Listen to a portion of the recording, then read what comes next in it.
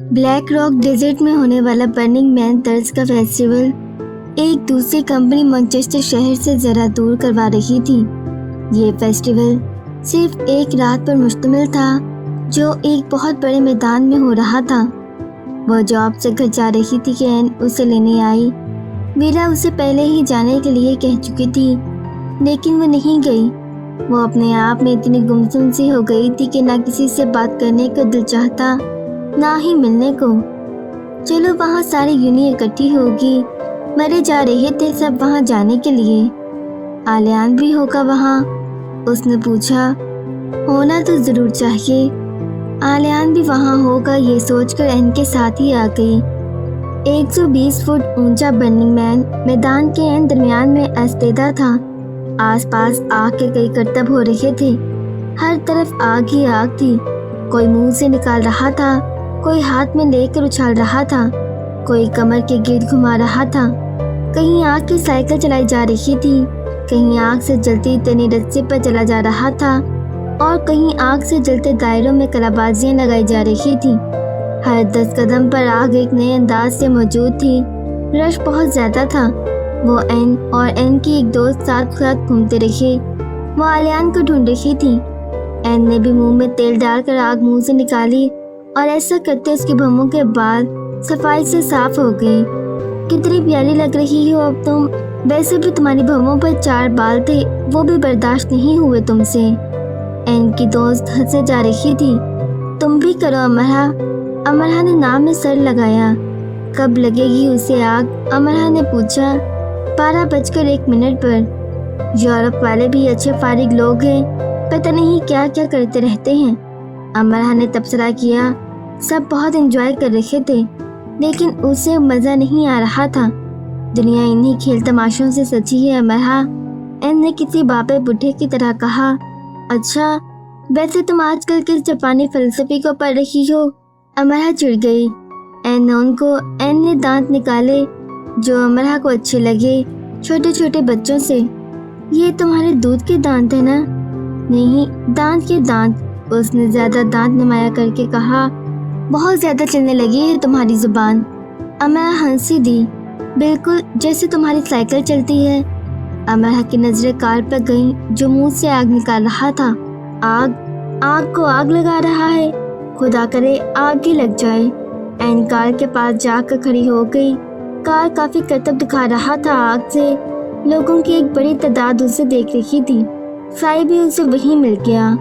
تم نے تو کہا تھا تم نہیں آؤ گی۔ سائی کچھ خوش نہیں ہوا تھا اس کے وہاں آنے سے، بس این لے آئی۔ آلیان کو دیکھا ہے تم نے؟ آیا تو ہے وہ، اب پتہ نہیں کس طرف ہے۔ تم نے وہ ڈھانچہ دیکھا ہے جس پر سب اپنی زندگی کے پچھتاوے لکھ رہے ہیں؟ پھر وہ ڈھانچہ بھی جلایا جائے گا، آؤ وہاں چل کر کچھ لکھیں۔ وہ سائی کے ساتھ آ گئی۔ ایک روتے بسوتے آدمی کی شکل کا ڈھانچہ تھا، صرف سر جو میدان میں پڑا تھا اور اتنا بڑا تھا کہ کوئی 100 افراد بیک وقت اس پر اپنے پچھتاوے لکھ رہے تھے۔ میں تاعمر پچھتاؤں گی کہ میں نے تمہارا بہت دل دکھایا، میں تمہارے لیے بہت زیادہ تکلیف کا باعث بنی آلیان۔ سائی کو وہیں چھوڑ کر وہ آلیان کو ڈھونڈنے لگی۔ وہ تو اسے نظر نہیں آیا۔ ویرا اسے پچھ سے نظر آ گئی۔ وہ کسی کے کان میں بات کر رہی تھی اور جب وہ ذرا پیچھے ہوئی تو امرا کو معلوم ہوا کہ وہ کان آلیان کا تھا۔ دونوں نے سیدھے کھڑے ہو کر منہ سے آگ نکالی، ایک ساتھ۔ پھر ان کے 2 کلاس فیلوز نے نکالی، پھر ان دونوں نے نکالی جو کافی دور تک گئی۔ شاید ان دونوں کے گروپ میں کوئی شرط لگی تھی۔ مجمع میں کھڑی امرا اکیلی ہو گئی۔ جب وہ منہ سے آگ نکالنے سے فارغ ہو چکے تو ویرا نے آلیان کو کھڑے ہونے کا اشارہ کیا اور ہاتھ میں فائر پوائنٹ تھام لی اور اسے اپنے ساتھ تیزی سے گول گول گھمانے لگی۔ آگ کی لہریں اس کے جسم کے ساتھ گول دائروں میں مختلف اشکال میں کئی رنگوں میں بنتی چلی گئیں۔ وہ اسے کمر کے پیچھے لے گئی، سر سے اوپر، دونوں پیروں کے نیچے سے، پھر سر کے اوپر۔ فائر پوائنٹ اس کے وجود کے ہم آہنگ ہو گئی۔ وہ اتنی تیزی اور کمالیت سے اس کے نت نئے کرتب دکھا رہی تھی کہ لگتا تھا کہ وہ ساری عمر صرف اسی کھیل کو کھیلتی رہی ہے۔ اس نے صرف اسی کی مشق کی ہے۔ اگر وہاں اس کے سامنے آلیان موجود نہ ہوتا تو امرا ضرور दाद و तहसीन से उसकी तरफ देखती, लेकिन अब जितनी आग वीरा के हाथ में थी उससे कहीं ज्यादा अमरहा की नजर में थी। अमरहा का दम घुट रहा था, उसके सभी हिस्से अंगीठ से बदना थी। उसे अनहोनी के हो जाने की सदाएं सरगोशियां बनी सुनाई देने लगी। अब वीरा ने आलियान के गिर्द घूमना शुरू कर दिया। आसपास मौजूद बॉय फेलोज उन दोनों को देखने लगे। अमरहा ने अपने दिल पर आग के लपेटे महसूस की। उसने जरा गौर किया, अपनी गलतफहमी दूर करनी चाहिए, लेकिन और बढ़ गई। वीरा ने वही लिबास पहन रखा था, प्लेट हाउस के शोकेस से ड्रा किया था, और जो सूफी ने मास्को से अपना बना कर भेजा था। वो एक दो बार उसे यूनिवर्सिटी पहन कर जा चुकी थी, फिर वो एक अरसे तक उसके वार्डरोब में पड़ा रहा। अमरहा को लगता था वो अब उसे फेंक देगी, लेकिन उसे फेंक कर नहीं गया था। आलियान खड़ा था और वीरा के करतब खत्म होने में नहीं आ रहे थे, और फिर वो रुक गई। एन आलियान के सामने बहुत ही कम फासला रखकर उसने कुछ कहा। आलियान खामोश उसे देखता रहा। इतनी दूर से, इतनी ज्यादा दूर से भी उसे की सुनने में जरा मुश्किल ना हुई कि वीरा ने उससे क्या कहा है। मैं तुमसे शादी करना चाहती हूँ, मेरे साथ रूस चलोगे पापा से मिलने। 12 घंटे बजे और मजमे में सकूत छा गया, और फिर 12-1 का घंटा बजा। मजमे ने सकूत को शोर से तोड़ा। 70 फुट ऊंचे ढांचे में आग भड़की और वो जलने लगा, सर से गर्दन से सीने तक। फिर पूरे का पूरा उस आग ने क़यामत का मंजर बर्पा कर दिया। उससे निकलने वाली लपेटें दुनिया को समेटती हुई लगी, जैसे तबाही का नुक्ता आगाज हो और आबादकारी का नुक्ता अंजाम। सब जल जाने का वक्त आ चुका था। आलिया ने वीरा के हाथ को नरमी से छुआ और मुस्कुराया। आग की आवाज़ फराग दीदा के गमेला हासिल के दहन से निकली और उसी पर बस नहीं हुई। वीरा ने यूनिफेलोस की तरफ घूमकर ताली बजाई और उन्हें मतवज्जा किया और आलियान की तरफ इशारा किया और बोलने लगी। फिर वो ज़मीन पर आलियान के सामने बैठ गई और दोनों हाथ जोड़ दिए और तेज तेज बोलने लगी। उसका अंदाज बचगाना था और दिलरुबा भी। वो खूबसूरत लग रही थी और बदसूरत भी। आग ने आतिशी परों पर अफशा को मसलूब करना शुरू किया। यूनिफेलो दिलचस्पी से इस मंजर को देख रही थी और फिर आलिया ने कुछ कहा कि तालियां बजने लगी और वीरा खड़ी होकर मुस्कुराने लगी। ये वही मुस्कुराहट थी जो पहले कभी वीरा के होंठों पर देखी नहीं गई थी। साई उसके एन पीछे खड़ा था। अमरहा, यहाँ खड़ी क्या कर रही हो? साई की आवाज़ लरज रही थी। अमरहा ने मुड़कर इसे देखा। साई उसकी हालत देखकर डर गया। वीरा आलियान से क्या कह रही है, तुम जानते हो? साई ने उससे आंखें चुराई और वो जान गई कि साई जानता है। वीरा तुम्हारे पास आई थी साई, कुछ कहा था उसने। अमरहा चिल्ला उठी। साई खामोश खड़ा रहा और वो कैसे किसी का राज किसी और को दे सकता था। अमरहा झटके से पलटी।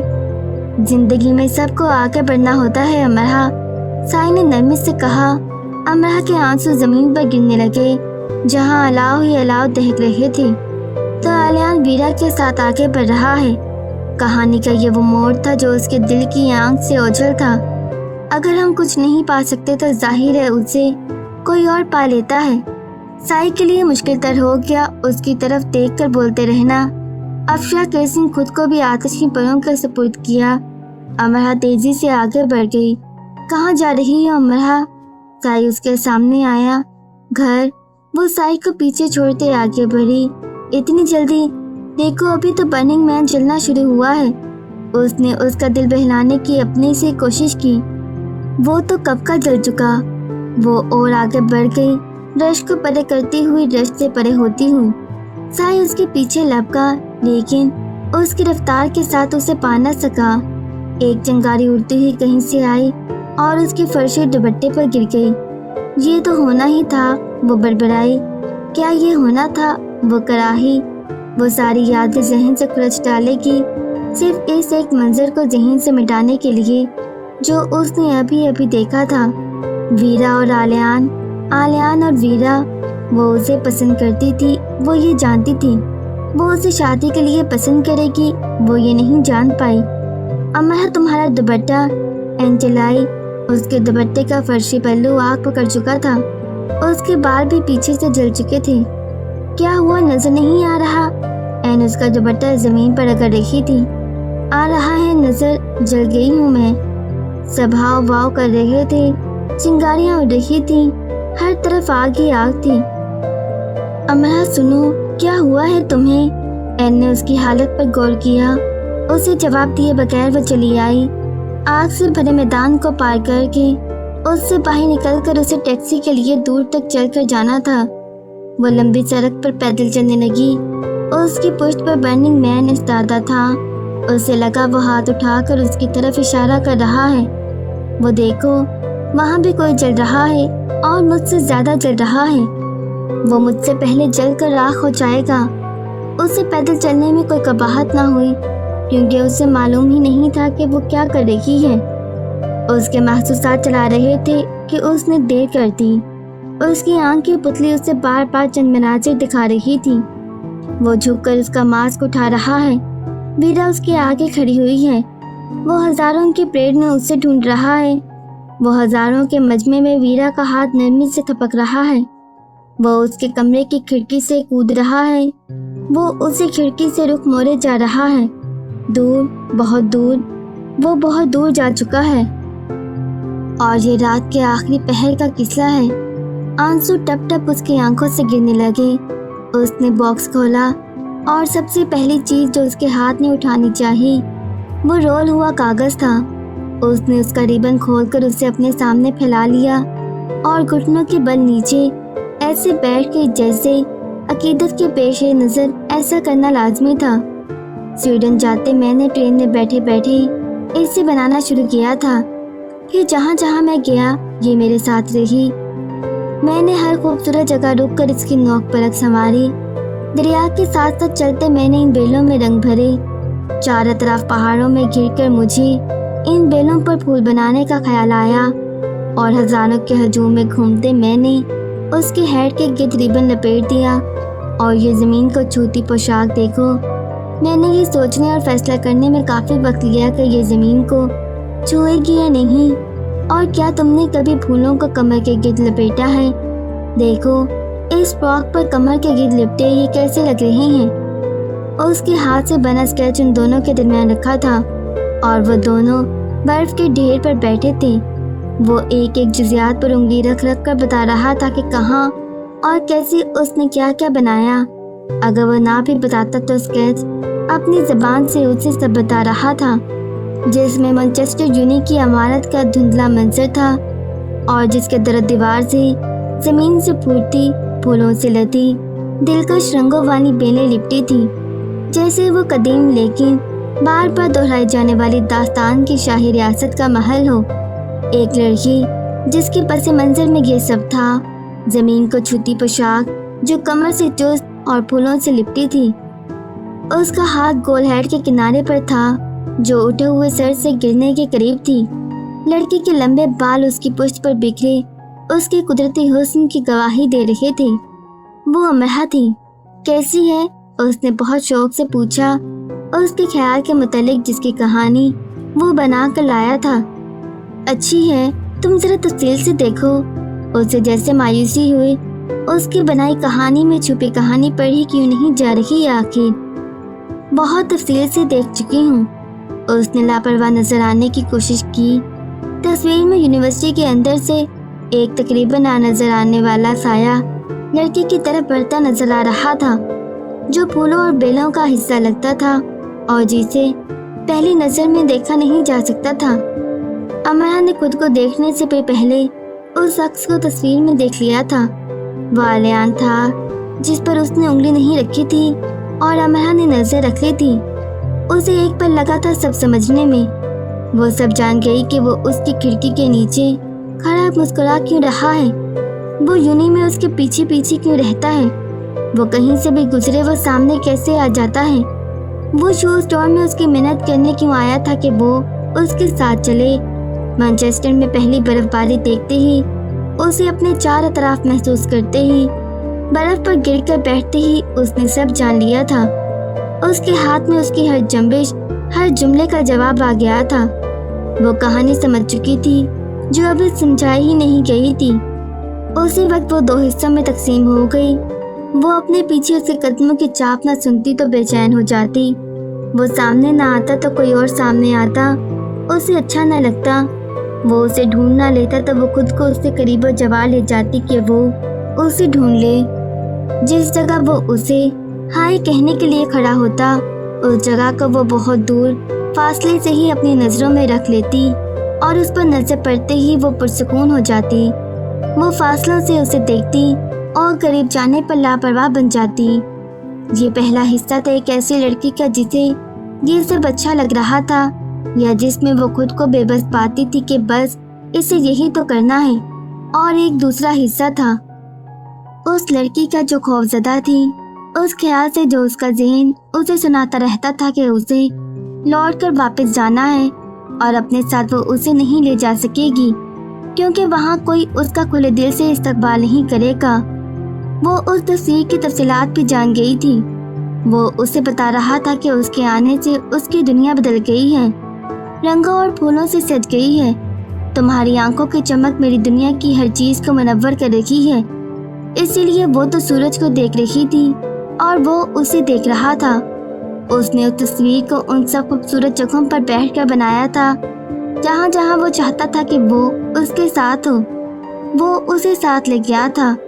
स्वीडन से सिर्फ यही लाए हो मेरे लिए? ये सिर्फ नहीं है। उसका मुंह बन गया। वो बहुत उदास हो गया। तुमने कभी आर्ट की कोई किताब नहीं पढ़ी? हर तस्वीर बोलती है। वो उदासी से ही गोया हुआ। जो कहानी वो लिख कर लाया था, अमरा ने उसे नहीं पढ़ा था। मुझे इंसान की ज़बान समझ में आ जाए, यही काफ़ी है। उदासी को झटक कर उसने एक नई दास्तान क्रॉस बैग में से निकाली और ऐसा करते वो बहुत खुश था। उदासी खत्म हो चुकी थी। जैसे वो जानता था ये जादू ज़रूर चलेगा।